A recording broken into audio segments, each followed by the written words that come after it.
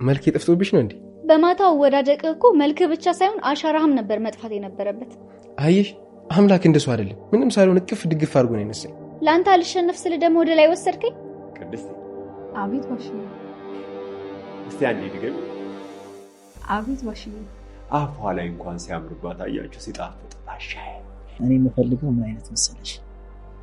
ጠየም ብትል ስትስቅ የምታምር እና ደግሞ ድርብ ጥርስ ቢኖራት ደስ ይለኛል።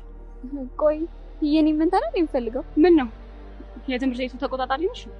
አንቺ ዘበኛ ነሽ? እንደዚህ ተገተረሽ ልጆቹ እንዳይገቡ ታረጋቸው እንዴ? አቺ እንዴ ምላስ ልብ አድርግልኝ ዛሬ። እኔ ለምን አላደርግልሽ? ምንድነው አንተ ታደርግልኝ? ልብ ነዋ። ቆይ ማን ነው ግን ስማችሁን እንዲህ በተቃራኒ ያወጣላችሁ?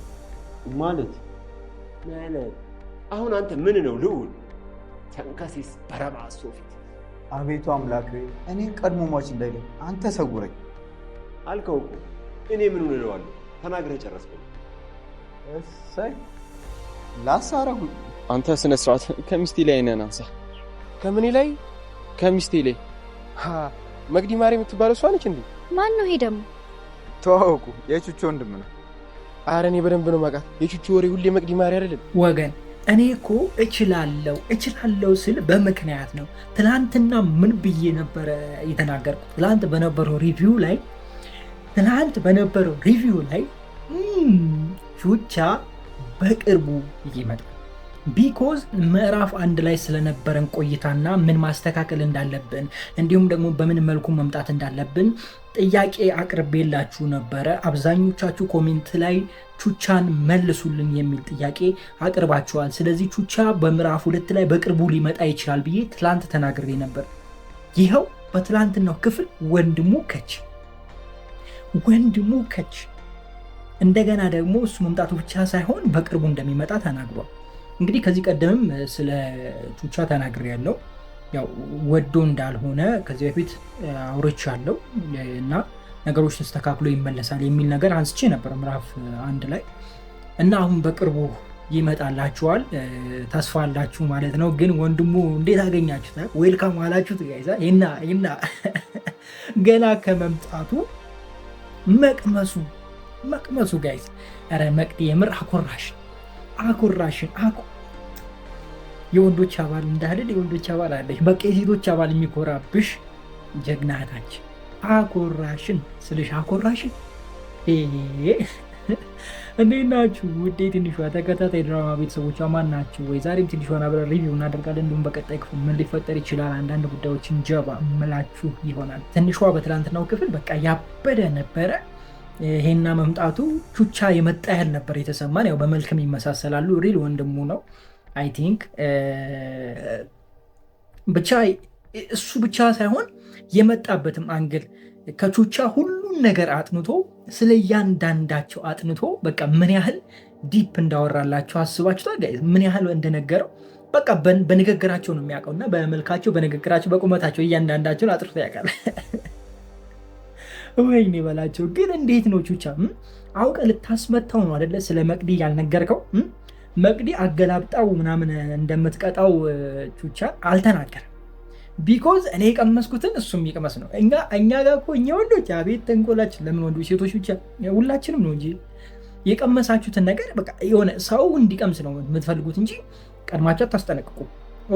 በተለይ ደግሞ እንደዚህ አይነት ነገር ከሆነማ በቃ እናንተ የተዋረዳችሁበት ጉዳይ ከሆነ እና እነሱም እንዲዋረዱ የምትፈልጉት እንጂ አትናገሩ።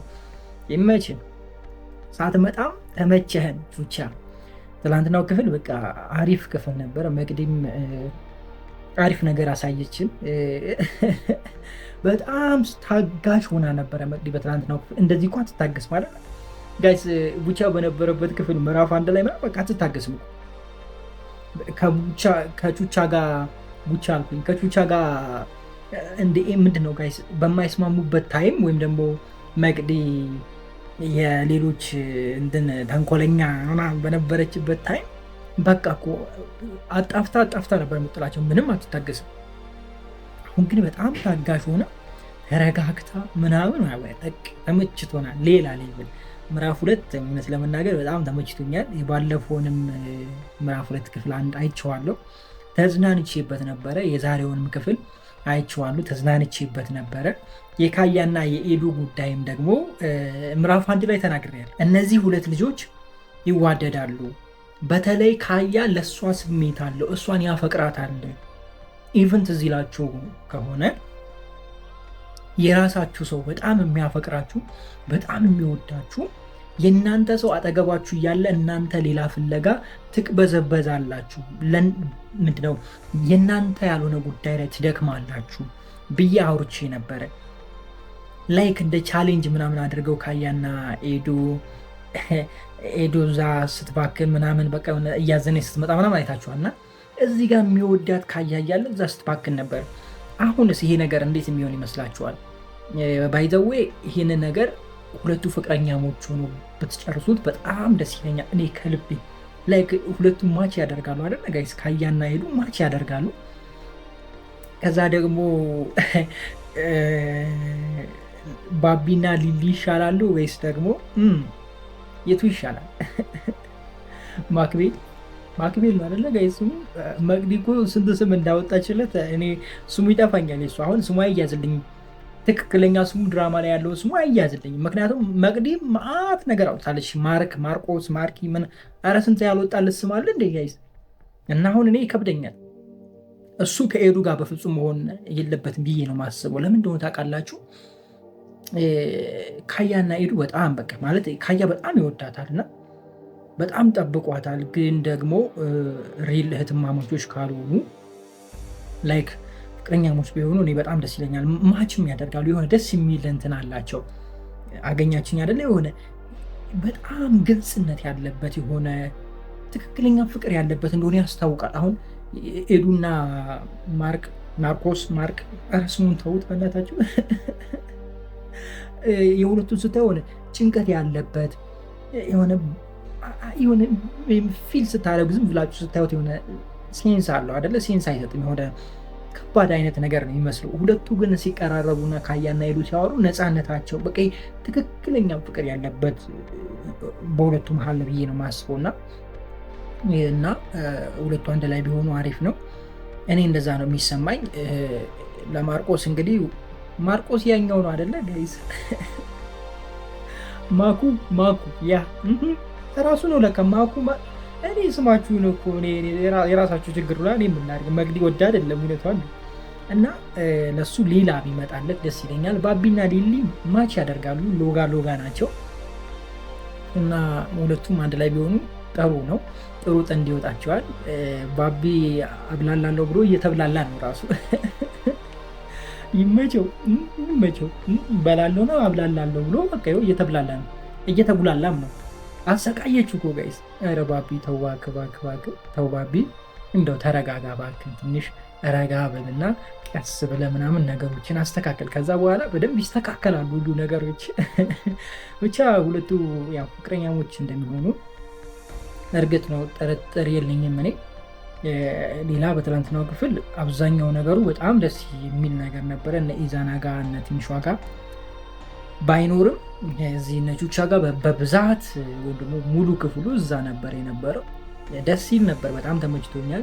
ይሄና መምጣቱ ደግሞ በደንብ ድራማውን ሳቢ አድርጎታል የሚል ሀሳብ ነው እዚህ ጋር ማንሳት የሚችለው። ሌላ በዚሁ አጋጣሚ እንትናን ብታመጡልን፣ ሀረግን ብታመጡልን ደግሞ ወንድሙ እያለ የቹቻ ወንድም አለ፣ ሀረግ ብትመጣ ደስ ይለናል። መምጣት ብቻ ሳይሆን ደግሞ ቡቻም ስለተስተካከለ ከቡቻ ጋር የጀመሩት ፍቅር ቢቀጥል በጣም ያበደ ይሆናል። በቅርቡ ደግሞ ቹቻ መጥቶ ያስደንቀናል፣ ፈታ ዘና ያደርገናል። በመጨረሻም አንድ ምክር ወይም ደግሞ አንድ ቲፕ ልስጣችሁ። አካባቢያችሁ ላይ ያለውን ሰው ቀኘት በተለይ ከጎናችሁ ሆኖ ሁሌ የማይለያችሁ ለምሳሌ አሁንም ይህንኑ መልሼ ያነሳውኝ ካያና ኤዱን ብታዩቸው፣ ካያ ከኤዱ ጎን አታችሁ ታውቃላችሁ። እዚህ ድራማ ላይ ከመጀመሪያው ጀምሮ ድራማ ላይ ሲመጣ ከኤዱ ጋር ነው የመጡት። ከኤዱ ጎን ነበረ። የሆነ ነገር ሲያደርጉ ከኤዱ ጋር ኢቭን ከማርክ ጋር ተገናኝተው ከኤዱ ጋር ይገናኛሉ። አገኛችሁኝ አይደለም? ሁሌ ኤዱ ጎን አለ። ሁሌ አጠገባችሁ የምታገኙት ችግር ሲኖር፣ ደስታ ሲኖር ሁሌ በቃ አጠገባችሁ የሚኖር አጠገባችሁ ኖሮ የሚያበረታታችሁ ሰው ካለ ስለዛ ሰው ዞር ብላችሁ ልባችሁን ከፈት አድርጋችሁ ቃኙ። ምንድነው ዓላማው፣ ምንድነው ሀሳቡ የሚለውን ነገር ማየት አለባችሁ። ቢኮዝ ትክክለኛ አፍቃሪ፣ ትክክለኛ የእናንተ ሰው ያ ነው። እኔ የማስበው እንደዛ ነው። አሁን ይሄ ካያ ትክክለኛ አፍቃሪ ነው ብዬ ነው የማስበው። ለምን እንደው ታውቃላችሁ? ሲጨንቃትም እሱ ጋር ነው የምትሄደው። እንደገና ደግሞ እሱም ሁሌ እሷ ጎን አለ። በቃ እሷን ያግዛታል። ሁሉ ነገሩን ችሎ እሷን ሲያግዛት ሲረዳት የሆነ ነገር አገኛችሁኝ አይደለ? እና እንደዚህ አይነት ሰው ከጎናችሁ ካለ ነቃ በሉ እያልኳችሁ ነው። ለማንኛውም ይህን ያልኳችሁ የራሳችሁን እዚህ አስቀምጣችሁ ሰፈር ላይ ቁጭ አድርጋችሁ አጠገባችሁ ቁጭ አድርጋችሁ ሩቅ ለሩቅ እንዳትንከራተቱ ነው። ወዳችኋለሁ። ክፉ አይንካችሁ፣ ክፉ እንደዙ አልፏችሁ፣ ሊሳካላችሁ ይመርባችሁ፣ ቀናችሁን ብሩ፣ ሌታችሁን ብሩ ይሆንላችሁ እያልኩ በዚሁ ሰናበታችኋለሁ። ረበለው ይለየለ እንዴ! ምዕራፍ 2 ክፍል 1 ያበደ በቃላችሁ መሰረት ተገኝቶላችኋል ብዬ ተስፋ አደርጋለሁ። ማለት ከዚህ በፊት ምን ብዬ ነግሬያችኋለሁ? ምዕራፍ 2 በተሻለ መልኩ በተሻለ አቀራረብ ይመጣል በቅርብ ቀን ብያችሁ ነበረ። እነሱም ማስታወቂያ ሰርተው ነበረ። እንግዲህ ምዕራፍ 2 ክፍል 1 ባበደ ለየት ባለ መልኩ እንዳያችሁ ተስፋ አደርጋለሁ። ኧረ መምህር ይመች፣ ባሻ ይመች። መምህር ተጨምሮልናል። ሌላ ተምች ተጨምሮላችኋል። በቃ ይሄ ግራ የገባው ሰው አለ እንደው ንቅል ሰው ማለት ነው። ዋው! ትንሿ ተከታታይ ድራማ ምዕራፍ 2 ያበደ ነው። እንዴት ናችሁ ውድ የትንሿ ተከታታይ ድራማ ቤተሰቦች? አማን ናችሁ? ዛሬም ትንሿን አብረን ሪቪው እናደርጋለን። እንዲሁም በቀጣይ ምን ሊፈጠር ይችላል አንዳንድ ጉዳዮችን ጀባ ምላችሁ ይሆናል። ትንሿ ምዕራፍ 1 ካለቀ በኋላ ሀሳብ እንድትሰጡ ቪዲዮ ሰርቼ ነበረ። አብዛኞቻችሁ አሪፍ ነው ምዕራፍ 2 ይቀጥል እንፈልጋለን ምዕራፍ 2 የሚል አስተያየትም ኮሜንት ላይ ሰጣችሁ ነበረ። ሌላኛው ደግሞ የአብዛኞቻችሁ ጥያቄ ፉቻ ይመለስ፣ ፉቻን አምጡልን የሚል ሀሳብ ነበረ። እርግጠኛ ባልሆንም ግን በዚህ በምዕራፍ 2 ላይ ፉቻ እንደሚመለስ ነው እኔ የማስበው። ፉቻ እንደሚመጣ በቃ ፊል አረጋለሁ። ፉቻ ሀረግ እንደምትመለስ ነው እኔ ፊልም አደርገው ምዕራፍ 2 ላይ ግን ቃል አልገባላችሁም። እርግጠኛ አይደለሁም። እርግጠኛ ስላልሆንኩ ነው። ይመጣል ብዬ ተስፋ አደርጋለሁ ምዕራፍ 2 ላይ ቢኮዝ የአብዛኞቻችሁ ጥያቄ ነበረ። አስተያየታችሁም ምን እናስተካክል፣ ምን አስተካክለን በየትኛው መልኩ በምን መልኩ እንሂድ በሚል ጥያቄ ቪዲዮ ሰርች ይላችሁ ነበር። የአብዛኞቻችሁ ጥያቄ ወይም ደግሞ የአብዛኞቻችሁ ኮሜንት ፉቻን አምጡልን የሚል ስለነበረ ይህን ነገር ደግሞ ያው ታሳቢ ይሆናል ብዬ ስለማስብ እርግጠኛ ባልሆንም በቅርቡ ፉቻ ምዕራፍ 2 ላይ ይመጣል የሚል አቋም አለኝ።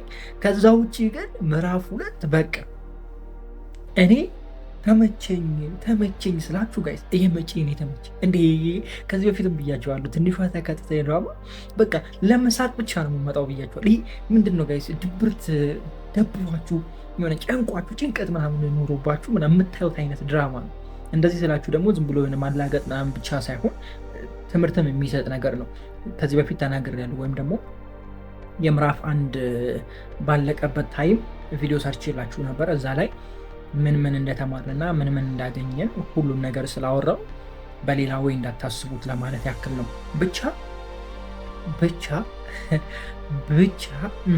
ብቻ ይመቻችሁ። የምር እኔ አሁን ከዚህ በኋላ ምን እንደማደርግ ልንገራችሁ።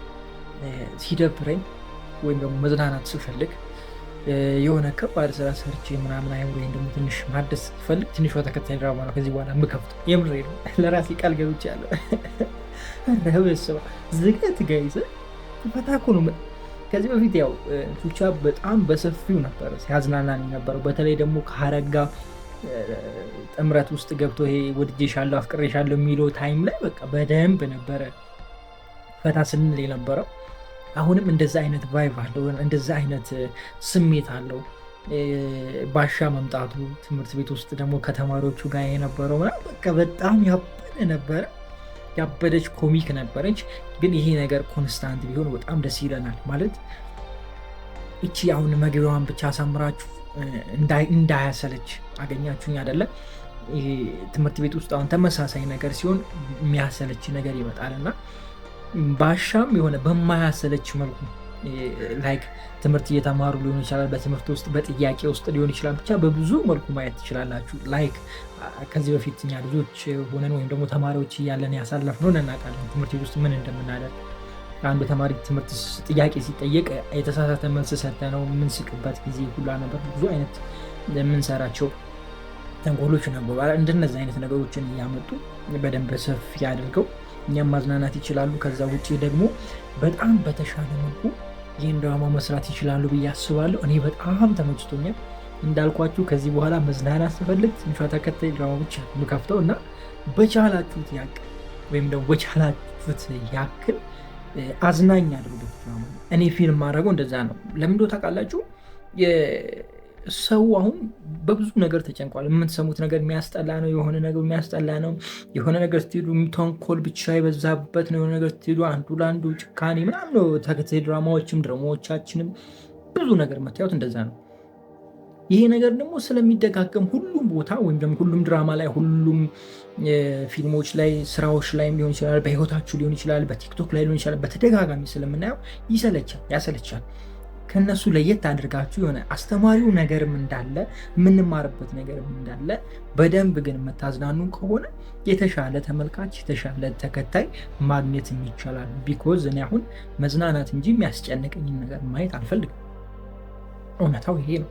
ቢኮዝ ስራ ላይ ረጅም ታይም አሳልፋለሁ። ቀንም ሌሊትም ረጅም ታይም አሳልፋለሁ። ጥቂት ሰዓት እረፍት የማደርገው እረፍት በማደርግበት ታይም መዝናናት እንጂ የምፈልገው የሚያስጨንቀኝ ነገር ማየት አልፈልግም። ቢኮዝ አይምሮ እዚህ ስራ ላይ ተጨናንቋል። ኮምፒውተር ላይ ሲጨናነቅ ነው የሚውለው። ብዙ ነገር ሲሰራ ነው የሚውለው። ከዛ በኋላ ደግሞ ሌላ ራሴን የሚያስጨንቅ ነገር ውስጥ ልገባ፣ ይሄ ከባድ ነው። ስለዚህ ለእንደነዚህ አይነት ሰዎች በጣም አሪፍ ነው ብዬ አስባለሁ እና በጣም ተመችቶኛል። ምዕራፍ 2 በዚሁ ይቀጥል። በጣም ተመችቶኝ ያለሁት እኑ መሄዷ ትንሽ ቀር ብሎኛል፣ ግን ያው በቅርቡ ትመለሳለች የሚል ሀሳብ አለኝ። ሌላኛው ባሻ ደግሞ ቅድስትን መውደዱ